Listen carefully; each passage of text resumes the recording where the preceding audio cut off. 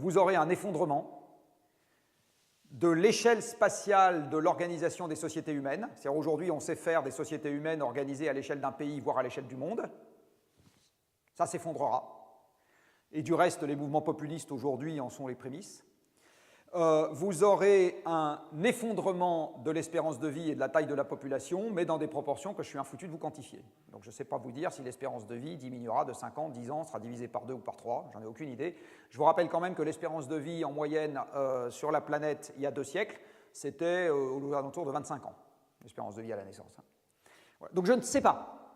Donc, comme dit l'autre, quand je ne sais pas, c'est compris entre 0 et 100%. Mais il est évident qu'on n'est pas en train de parler d'un truc anecdotique, on est en train de parler de quelque chose qui a le potentiel pour dynamiter la totalité de ce qu'on considère aujourd'hui être les acquis éternels d'une société stable et opulente.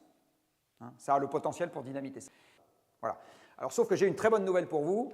Je crois que c'est Le Châtelier qui a dit que les systèmes n'aimaient pas se trouver hors d'équilibre. Aujourd'hui, nous avons 1000 systèmes hors d'équilibre, donc il se régulera de toute façon. Donc la question n'est pas de savoir si on veut que le système change ou pas, la question est de savoir si on veut qu'il change avec nous ou sans nous.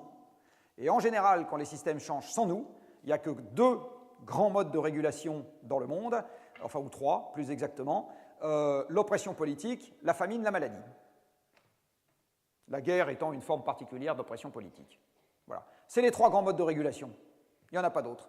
Donc si on dit « je ne veux pas », c'est qu'on est d'accord pour la guerre, la famine et la maladie. C'est assez simple. C'est très simple.